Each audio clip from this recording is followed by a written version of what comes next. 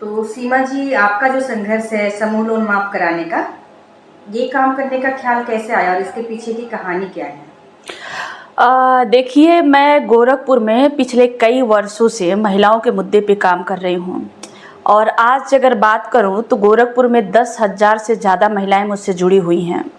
और वो महिलाएं कैसे जुड़ी हैं, क्योंकि मैं 450 से ज़्यादा गांव में मैं जा करके उनके अधिकारों के प्रति उनके जागरूक की हूँ। और एक इससे पहले अगर आप जाएंगे थोड़ा सा, तो 10 अक्टूबर 2023 को हम लोगों ने ज़मीन के आंदोलन को लेकर के लाखों लोगों को लेकर के गोरखपुर में आंदोलन किया था, जिसमें हमारे 14-15 साथी हमारे जेल भी गए थे। और 2 महीने तक मैं भी जेल की प्रताड़ना जैसे यातना में भी झेली थी।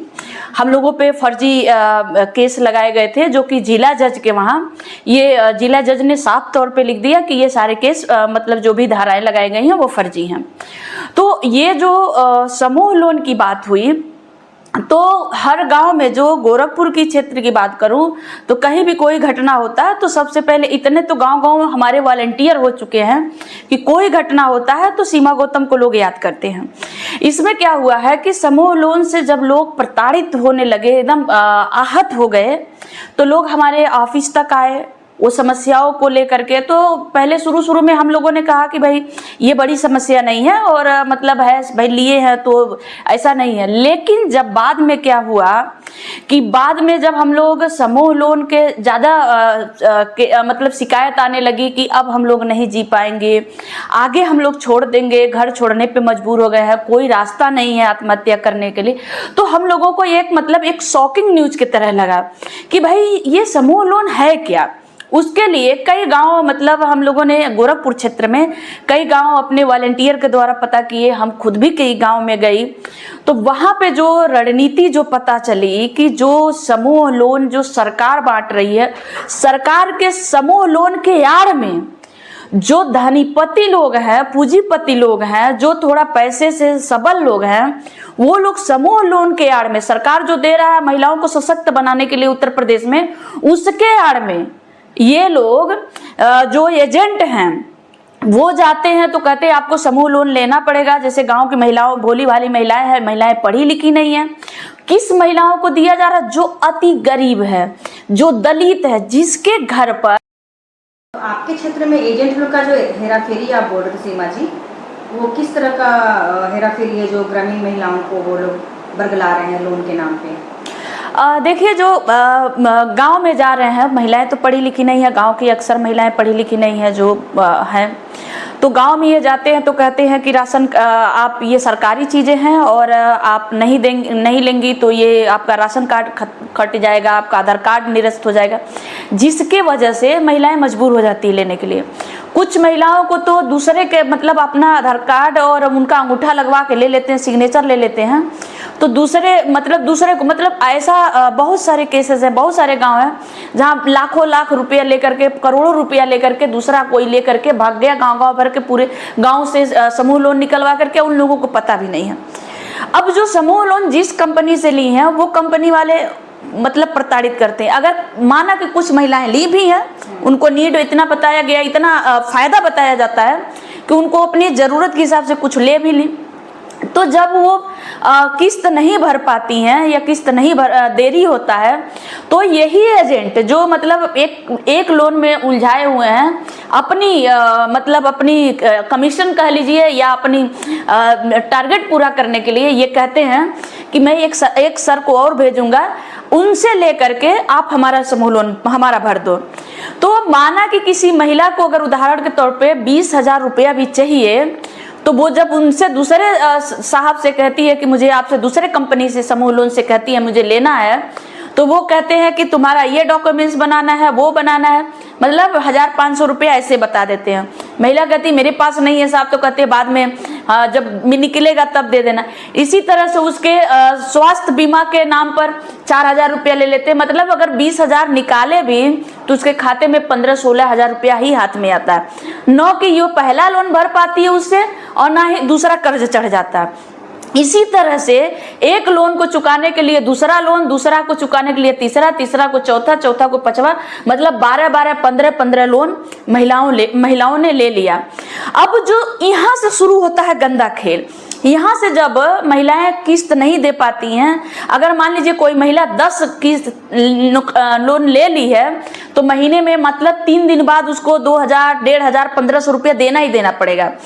तो हर 3 दिन बाद, और इनकम है ही नहीं उसके पास, तो अगर वो महिला डर के वजह से, उनके प्रताड़ना की वजह से दरवाजा बंद करके घर में चली जाती है तो गाली देते हैं, बाहर से ताला लगा देते हैं।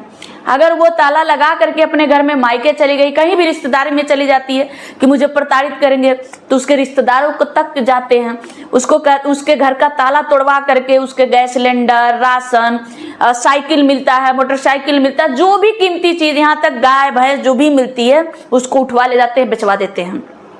यहाँ तक उनकी जी नहीं भरता है तो कहते हैं कि कहीं से भी, मतलब मैं वो उस वर्ड की मैं प्रयोग नहीं कर सकती हूँ। महिलाओं के जो वीडियो है, सैकड़ों वीडियो आ चुका है मेरे पास, तो कहते हैं कहीं से खुद को बेचो लेकिन कहीं से भी दो। महिलाओं के घर पे 9 बजे रात तक, 10 बजे रात तक, 11 बजे रात तक बैठे रहते हैं कि कहीं से आपको लोन देना है तो देना है। एजेंट बैठे रहते हैं, उसके बाद भी नहीं जी भरता। तो जिसके घर मान लीजिए कि कोई जवान बेटी है, 15 साल, 16 साल, 18 साल की बेटी है, तो कहते हैं अगर आप नहीं लोन दोगी, ये मैं नहीं कह रही हूँ, ये महिलाएं ना वीडियो के माध्यम से, जो यूट्यूबर हैं, वीडियो, बहुत सारी वीडियो, सैकड़ों वीडियो आ चुका है, जो कहते हैं कि नहीं दोगी तो तुम्हारी बेटी को हम उठा के ले जाएंगे, बेइज्जत करेंगे, रेप करने तक की धमकियां देते हैं। महिलाएं कितने, गोरखपुर की बात करूं तो गोरखपुर मंडल में कुशीनगर जिले से कितने महिलाएं आत्महत्या कर ली। खड्डा क्षेत्र की एक महिला है, उन्होंने आत्महत्या कर लिया। कितनी महिलाएं हैं घर छोड़ करके भाग गई, कितनी महिलाएं हैं कि मानसिक रूप से डिस्टर्ब हो गई हैं, कितने घर छोड़ने पे मजबूर हो गए, कितना आत्महत्या करने में मजबूर हो गए। जब हम लोगों ने इसको देखा तो हम लोगों ने क्या किया, हमने RBI को हम लोगों ने एक एप्लीकेशन, मतलब एक ज्ञापन दिया कि इस तरह से इस आपके क्षेत्र में, आपके मतलब बैंकों के अंतर्गत इस तरह से बैंकों के नाम पे हो रहा है, आप जांच करिए। तो खैर वो जांच चल रही थी, फिर हम लोगों को लगा कि मुझे संगठन के तरफ से भी, एक हफ्ते बाद हमने संगठन के तरफ से फिर हम लोग लगा कि जितने जिम्मेदार अधिकारी हैं शासन प्रशासन को भी इसके देना चाहिए। तो हम लोगों ने क्या किया, शासन प्रशासन के लिए अम्बेडकर जन मोर्चा हमारा संगठन है, अपने संगठन के तरफ से हम लोगों ने कि इस तरह से हो रहा है, ये समाज में एक कुरीति हो गई है, समूह लोन के आड़ में एक दूसरे तरह से सूदखोरी हो गई है, पूरी बात लिखते हुए, और महिलाओं ने जिन जिन कंपनियों का नाम बताया, उन जो प्राइवेट समूह लोन की नाम बताया, उन लोगों ने उनकी नाम से हमने कंपनियों का कुछ नाम लिख करके हम लोगों ने ज्ञापन दिया। कोई हम लोगों ने धरना प्रदर्शन वगैरह, चाहे कोई पोस्ट ऐसा नहीं किया कि खड़ा यहाँ इकट्ठा होना, कुछ भी ऐसा नहीं था।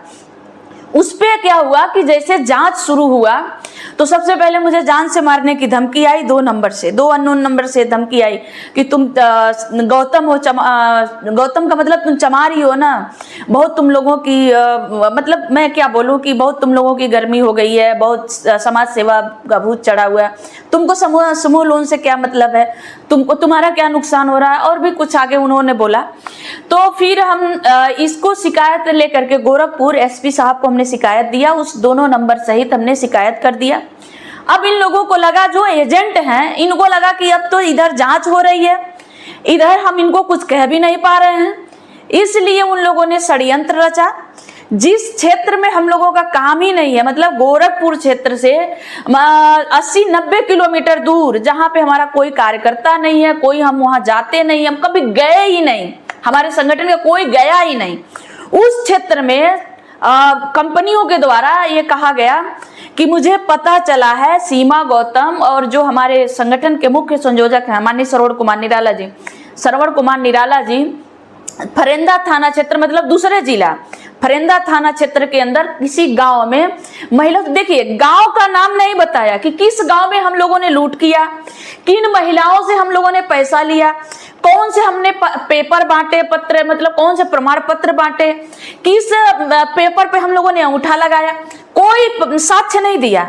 उन्होंने जो सोनू सैनी है, जो वाइस प्रेसिडेंट है एक स्मॉल फाइनेंस कंपनी के, वो भोपाल में बैठे थे, वहां से उनको सुनाई दे दिया, मतलब ये उनको जानकारी हो गई कि सीमा गौतम, श्रवण कुमार निराला जी जाकर के महिलाओं से 500-500 रुपया ले रहे हैं और कह रहे हैं कि समूह लोन नहीं देना है, अब आपको नहीं भरना है, और उसके एवज में 500-500 रुपया ले रहे हैं, दस्तावेज अंगूठा लगवा रहे हैं। मतलब जब मैं ये बात हर जगह कह रही हूँ कि हमने किस गांव में, हमारे फोन को लोकेशन लीजिए, हमारे संगठन के जिस भी महिला, जिस भी इंसान को पहचान कर रही है, उसके फोन का लोकेशन लेकर के आप जांच करिए।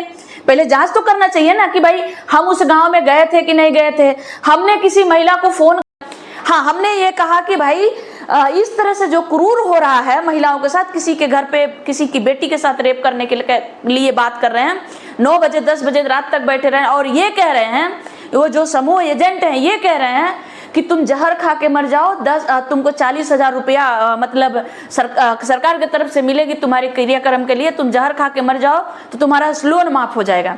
तो ऐसे लोगों को उन्हीं की भाषा में जवाब देना होगा। या तो आप जाइए थाने पे, जाइए थाने पे FIR नहीं हो रही है।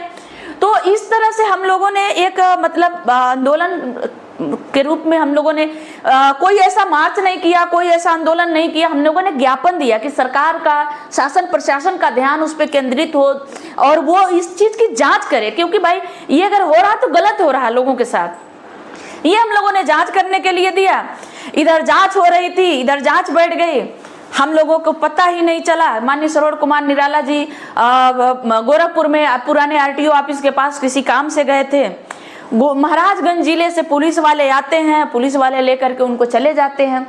FIR तब हुआ जब उनको ले जाके बैठा लिए, अपने मन चाहे जो भी उनको समझ में आया षड्यंत्र किए, FIR किए, पूरा वो दस्तावेज बदलने। लेकिन हम लोगों ने बदला, कौन दस्तावेज बदला, वो दस्तावेज नहीं दिखाए। हम लोगों ने किस गांव में लूटा, गांव का नाम नहीं दिए, किन महिलाओं से अंगूठा लगवाया ये भी नहीं साक्ष्य दिए। बस क्योंकि वहां हम काम कर रहे हैं, सीमा गौतम आंदोलन कर चुकी हैं, आंदोलन कर रही हैं गरीबों के मुद्दे पे। मैं गोरखपुर में हर दिन, हर दूसरे दिन मैं SP से, ADG से, IG से, ADG से, वहाँ के कमिश्नर से, वहाँ के जिला अधिकारी से, महिला जो लोगों की समस्या को लेकर के मैं मिलती रहती हूँ, लोगों की समस्या को लेकर के आवाज उठाती हूँ। इसलिए सीमा गौतम का नाम पर इतना बड़ा षड्यंत्र रचा गया। अभी श्रवण कुमार निराला जी 2 महीने के बाद बिना गुनाह के, बिना किसी कारण के, सिर्फ आवाज उठाने की उनकी सजा यह है कि वो दलित समाज से हैं। दलित समाज के होने की वजह से वो समाज में अंतिम व्यक्ति जो खड़ा है, उस अंतिम व्यक्ति की जिसका कोई नहीं सुनता है, न तो कोई शासन सुनता है, न प्रशासन सुनता है, न पुलिस सुनता है, न कोई नहीं सुनता है, उस व्यक्ति की वो आवाज उठाते हैं। इसलिए 2 महीने की सजा काट करके आज उनको बेल मिली है। आपको मैं बताऊं कि पिछले बार भी श्रवण कुमार निराला जी को जेल में भेजा गया था, सिर्फ कुछ नहीं था, बस 151 में चालान करके 17 घंटा के बाद उनको 17 घंटा के बाद उनकी गिरफ्तारी दिखाई गई। तो मैं आप सभी लोगों से आग्रह कर रही हूँ, हाथ जोड़ करके मेरा निवेदन है कि जहाँ भी हमारे दर्शक हैं, हमारे समाज के लोग हैं, जहाँ भी देख रहे हैं, हमारी लड़ाई कोई जातिगत नहीं है, कोई धार्मिक नहीं है, कोई व्यक्तिगत नहीं है। जिस भी समाज के साथ भाई घटना हो रहा, उस समाज की हम लोग आवाज उठाते हैं। अम्बेडकर जन मोर्चा उस समाज की आवाज उठाता है भाई, जो शोषित है, जो पीड़ित है, जो गरीब है, दलित है, दबा है, कुचला है, उसके लिए हम लोग आवाज उठाते हैं। तो हमारे खिलाफ एक नए षड्यंत्र रचे जा रहे हैं, हमें फंसाने की पूरी कोशिश की जा रही है, गोरखपुर की पुलिसों के द्वारा पूरी कोशिश की जा रही है कि हमें कहीं ना कहीं मुझे डर है कि माननीय श्रवण कुमार निराला जी के साथ भी बड़ी घटना हो सकती है, क्योंकि 1 साल के अंदर उनका 5 बार गिरफ्तारी हो गया। 151 में कुछ भी नहीं पाते तो 151 में चालान करके उनको जेल भेज दिया जाता है, कुछ भी नहीं है तो उनको उठा लिया जाता है। मैं आपको बताऊं कि 25 दिसंबर 2022 को गोरखपुर काली मंदिर के पीछे एक नाबालिग बच्ची का, OBC समाज की, रौनियार समाज की बेटी थी, एक बेटी की रेप करके हत्या कर दिया गया था। उसमें सीमा गौतम ने 2 महीने तक हर IG से, ADG से, हर जगह, हर शासन प्रशासन के दरवाजों को हमने खटखटाया, पीड़ित को लेकर के न्याय मांग रही थी कि जो नामजद FIR है, आरोपियों की गिरफ्तारी की जाए। उसके एवज में हमारे घर पे छापा मारा गया था 7 फरवरी 2023 को आधी रात को। लगभग गोरखपुर के 150 पुलिसों ने हमारे घर पे छापा मारा, नोटिस चिपकाया कि अगर इस केस में आपने कोई पहल किया 144 धारा का लागू करके उन्होंने कहा कि आपके खिलाफ कानूनी कार्रवाई की जाएगी। तो हम दलित हैं, हम आवाज उठा रहे हैं, तो कल के लिए पुलिस ये भी कह सकती है कि ये स्मगलर है, ये देशद्रोही है, ये आतंकवादी है, इनका कुछ कहीं से और मतलब हमारे हो सकता है कि मैं भी रात बिरात जाती हूँ, श्रवण कुमार निराला जी रात बिरात मतलब देर सवेर वो घर जाते हैं और अवैध असलहा रख सकते हैं और किसी बड़े घटना को अंजाम दिया जा सकता है। ये भी पुलिस के द्वारा कहा जा सकता है कि भाई श्रवण कुमार निराला जी को हम लोगों ने रोकने की कोशिश किया, ये तस्करी करके भाग रहे थे, हमने रोकने की कोशिश किया, पुलिस के मुठभेड़ में मारे गए। इनकाउंटर हो सकती है, उनका भी इनकाउंटर हो सकती है, मेरी भी इनकाउंटर हो सकती है। जिस तरह से 1 साल के अंदर उनकी गिरफ्तारी हो रही, मेरे घर पे छापा मार रही पुलिस हम लोगों के खिलाफ, हमारी गुनाह सिर्फ यह है कि हम गरीबों की आवाज उठा रहे हैं। इस बार श्रवण कुमार निराला जी 2 महीने जेल काट के आ रहे हैं, सिर्फ ज्ञापन देना ही गुनाह बन गया। वही लोन वाला ज्ञापन, लोन वाला ज्ञापन, हाँ, लोन के लिए हम लोगों ने ज्ञापन दिया था। तो प्रशासन उस पर क्या कार्रवाई की है? प्रशासन के द्वारा ही पूरा सब कुछ प्रशासन के द्वारा हुआ है। प्रशासन पूरी बैठ करके, भाई दूसरे जिले का आप खुद सोचिए, दूसरे जिला का पुलिस अगर दूसरे जिला में जाकर के गिरफ्तारी करता है तो यह वहाँ के जो भी मेन पुलिस ऑफिसर होते हैं, जो एसपी होते हैं या एसएसपी होते हैं, उनको पता होता है बिना उनके इजाजत का कोई पुलिस दूसरे जिला का नहीं आपको उठा सकती है। लेकिन जब हम गिरफ्तारी हुई तो हम लोग लाख पूछते रहे, लेकिन गोरखपुर के एसएसपी साहब ने मना कर दिया कि मुझे नहीं पता है, एलआईयू इंस्पेक्टर मना कर दिया मुझे नहीं पता है। इसी तरह जब 27 जनवरी 2024 को भी श्रवण कुमार निराला जी की गिरफ्तारी 11 बजे रात को हुई थी, तब भी उन लोगों ने कह दिया, मना कर दिया, नहीं पता। 17 घंटा के बाद उनकी गिरफ्तारी दिखाई गई थी। तो ये कहीं से भी दो राय नहीं है कि हम लोगों के साथ षड्यंत्र हो रहा है। आप सभी से आग्रह है कि हम लोगों की साथ दीजिए, जो भी लोग देख रहे हैं हमारे साथ आइए, खड़े होइए। और इस तरह से कहीं भी घटना हो रहा है तो आप सभी लोगों को उस घटना में आप बढ़ चढ़ के हिस्सा लीजिए, क्योंकि अगर कोई लड़ रहा है, अगर आप साथ नहीं देंगे तो आप कल के लिए मैं मारी जाऊंगी, श्रवण कुमार निराला जी जैसे लोग मारे जाएंगे, तो फिर आवाज उठाने के लिए कोई बेटी या कोई समाज का व्यक्ति तैयार नहीं होगा। क्योंकि आप समझ सकते हैं कि सरकार की चाहे जो पुलिस की मंशा क्या है। हमको आप देख लीजिए, हमारे उदाहरण को देख सकते हैं। धन्यवाद। बहुत शुक्रिया सीमा आपका बात करने के लिए। और ये जो कंपनियों का मतलब कि प्रशासन के ऊपर जो दबाव रहता है, प्रशासन भी कैसे उसमें एक यह है कि हम लोगों ने जब श्रवण कुमार निराला जी जेल चले गए, बाकी जांच तो हो ही रही है। अभी 20 अक्टूबर की ये न्यूज है कि आरबीआई गाइडलाइंस ने, आरबीआई ने ये माना कि 4 कंपनियों पे उन्होंने बैन लगाया। आरबीआई ने ये मान लिया है कि ये 4 कंपनी है, जैसे इसमें एक आशीर्वाद है, एक आरोहण है और 2 कंपनी और है। और आपको बताऊं कि हम श्रवण कुमार निराला जी जेल तो चले गए, लेकिन उस दौरान जांच शुरू हो गई। कुशीनगर में 5 समूह सूदखोर एजेंट पकड़े गए, जो महिलाओं के जबरदस्ती अंगूठा लगवा करके जो लोन तो दूसरे के नाम पे ले लेते थे और दूसरे को दे देते थे, उनके डॉक्यूमेंट्स बदलते थे।